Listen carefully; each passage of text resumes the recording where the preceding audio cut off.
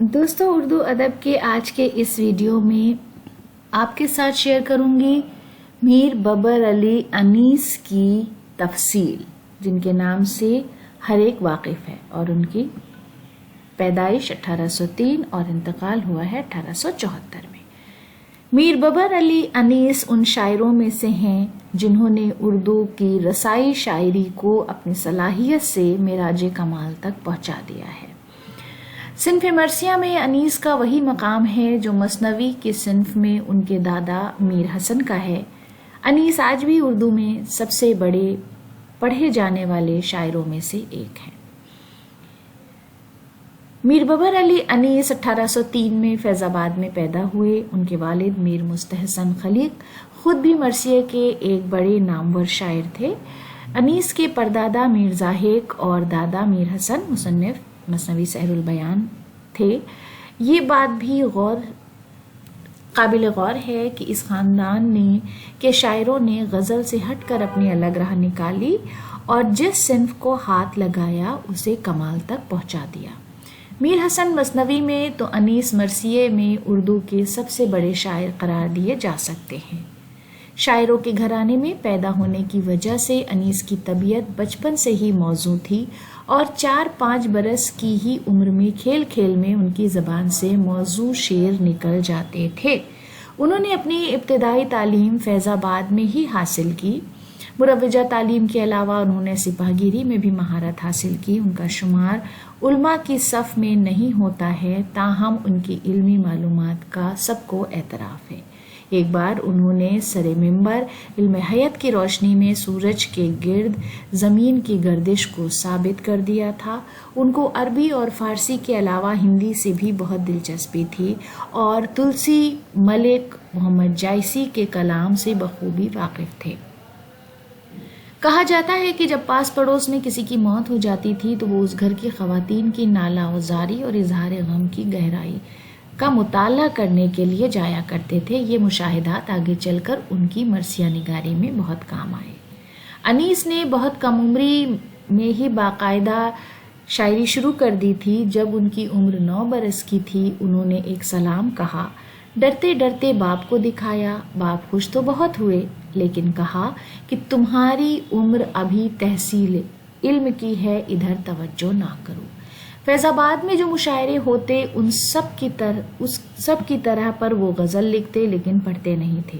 13-14 برس کی عمر میں والد نے اس وقت کے استاد شیخ امام بخش ناسخ کی شاگردی میں دے دیا۔ ناسخ نے جب ان کے شعر دیکھے تو دنگ رہ گئے کہ اس عمر میں لڑکا اتنے استادانہ شعر کہتا ہے۔ انہوں نے انیس کے کلام پر کسی طرح کی اصلاح کو غیر ضروری سمجھا، البتہ ان کا تخلص جو پہلے حزی تھا بدل کر انیس کر دیا۔ انیس نے جو غزلیں ناسخ کو دکھائی تھیں ان میں ایک شعر یہ تھا، سبب ہم پر کھلا اس شوق کے آنسو نکلنے کا، دھواں لگتا ہے آنکھوں میں کسی کے دل کے جلنے کا۔ 13-14 برس کی عمر میں انیس نے اپنے والد کی غیر موجودگی میں گھر کی زنانہ مجلس کے لیے ایک مسدس لکھا۔ اس کے بعد وہ رسائی شاعری میں تیزی سے قدم بڑھانے لگے۔ اس میں ان کی محنت اور ریاضت کا بہت بڑا ہاتھ تھا۔ کبھی کبھی وہ خود کو کوٹری میں بند کر لیتے، کھانا پینا تک موقوف کر دیتے اور تبھی باہر نکلتے جب حسب منشا مرثیہ مکمل ہو جاتا۔ وہ خود کہا کرتے تھے، مرثیہ کہنے میں کلیجہ خون ہو کر بہہ جاتا ہے۔ یہ ان کے اپنے الفاظ ہیں۔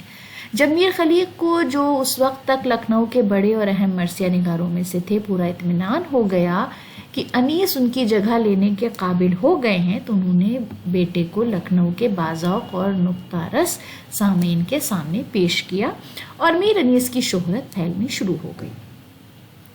انیس نے مرثیہ گوئی کے ساتھ مرثیہ خوانی میں بھی کمال حاصل کیا تھا۔ محمد حسین آزاد کہتے ہیں کہ انیس قد آدم آئینے کے سامنے تنہائی میں گھنٹوں مرثیہ خوانی کی مشق کرتے، وضع، حرکات و سکنات اور بات بات کو دیکھتے اور اس موزونی اور ناموزونی کی خود اصلاح کرتے۔ کہا جاتا ہے کہ سر پر صحیح طریقے سے ٹوپی رکھنے میں ہی کبھی کبھی 1 گھنٹہ لگا دیتے تھے۔ اودھ کے آخری نوابوں غازی الدین حیدر، امجد علی شاہ اور واجد علی شاہ کے زمانے میں انیس نے مرثیہ گوئی میں بے پناہ شہرت حاصل کر لی تھی۔ ان سے پہلے دبیر بھی مرثیے کہتے تھے، لیکن وہ مرثیہ خوانی کو کسی فن کی طرح برتنے کے بجائے سیدھا سادہ پڑھنے کو ترجیح دیتے تھے، اور ان کی شہرت ان کے کلام کی وجہ سے تھی، جبکہ انیس نے مرثیہ خوانی میں کمال پیدا کر لیا تھا۔ آگے چل کر مرثیے کے ان دونوں استادوں کے الگ الگ مداح پیدا ہو گئے، ایک گروہ انیسیہ اور دوسرا دبیریہ کہلاتا تھا۔ دونوں گروپ اپنے اپنے ممدوح کو برتر ثابت کرنے کی کوشش کرتے اور دوسرے کا مذاق اڑاتے۔ انیس اور دبیر ایک ساتھ کسی محفل میں مرثیہ نہیں پڑھتے تھے، صرف ایک بار شاہی گھرانے کے اصرار پر دونوں ایک مجلس میں یکجا ہوئے، اور اس میں بھی انیس نے یہ کہہ کر کہ وہ اپنا مرثیہ لانا بھول گئے ہیں، اپنے مرثیے کے بجائے اپنے بھائی مونس کا لکھا ہوا حضرت علی کی شان میں ایک سلام صرف ایک مطلع کے اضافے کے ساتھ پڑھ دیا اور ممبر سے اتر آئے۔ مونس کے سلام میں انہوں نے جس فی البدی مطلع کا اضافہ کر دیا تھا وہ تھا غیر کی مدح کروں شہ کا ثناخواں ہو کر، مجرئی اپنی ہوا کھوؤں سلیماں ہو کر۔ جی معاف کیجیے گا، یہ مجرئی ہے۔ یہ دراصل دبیر پر چوٹ تھی، جنہوں نے حسب روایت مرثیے سے قبل بادشاہ کی شان میں ایک رباعی پڑھی تھی۔ اس کے باوجود عمومی طور پر انیس اور دبیر کے تعلقات خوشگوار تھے، اور دونوں ایک دوسرے کے کمال کی قدر کرتے تھے۔ دبیر بہت منکسر المزاج اور صلح کل انسان تھے، جبکہ انیس کسی کو خاطر میں نہیں لاتے تھے۔ ان کی پیچیدہ شخصیت، نازک مزاجی کے واقعات اور ان کی مرثیہ گوئی اور مرثیہ خوانی نے انہیں ایک افسانوی شہرت دے دی تھی، اور ان کا شمار لکھنؤ کے ممتاز ترین شہریوں میں ہوتا تھا۔ اس زمانے میں انیس کی شہرت کا یہ حال تھا کہ صاحب اقتدار، امیر، نامور، شہزادے، عالی خاندان، نواب زادے ان کے گھر پر جمع ہوتے اور نذرانے پیش کرتے۔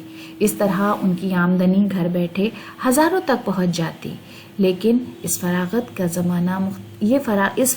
زمانہ مختصر رہا۔ 1856 میں انگریزوں نے اودھ پر قبضہ کر لیا، لکھنؤ کے خوشحالی رخصت ہو گئی، گھر بیٹھے رزق پہنچنے کا سلسلہ بند ہو گیا، اور انیس دوسرے شہروں میں مرثیہ خوانی کے لیے جانے پر مجبور ہو گئے۔ انہوں نے عظیم آباد، پٹنہ، بنارس، الہ آباد اور حیدرآباد میں مجلسیں پڑھیں، جس کا اثر یہ ہوا کہ دور دور کے لوگ ان کے کلام اور کمال سے واقف ہو کر ان کے مداح بن گئے۔ انیس کی طبیعت آزادی پسند تھی، اور اپنے اوپر کسی طرح کی بندش ان کو گوارا نہیں تھی۔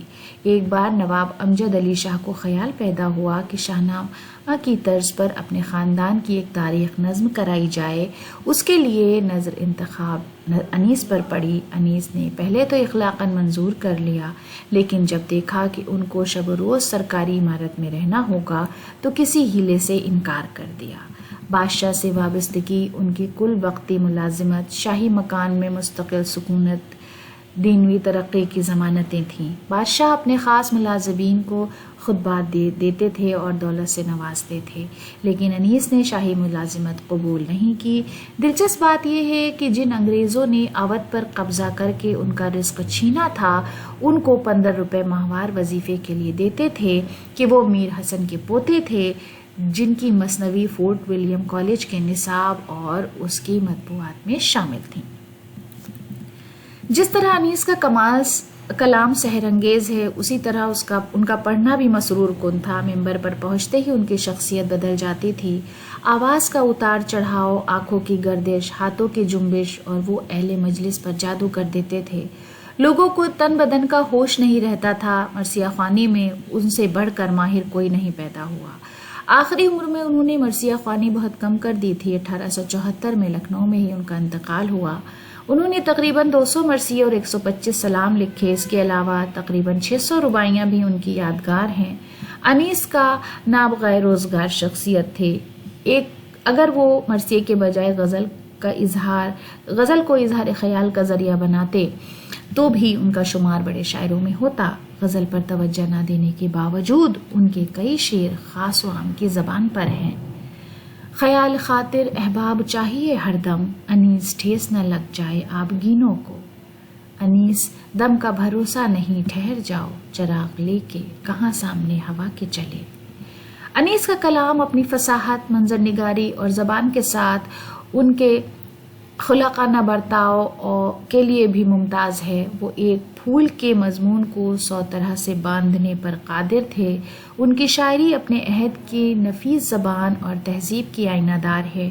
انہوں نے مرثیے کی تنگنائیوں میں گہرائی سے غوطہ لگا کر ایسے بیش بہا گوہر نکالے جن کی اردو مرثیے میں کوئی مثال نہیں ملتی۔ تو دوستو، آج کی اردو ادب کے لیے یہ ہماری چھوٹی سی پیشکش تھی۔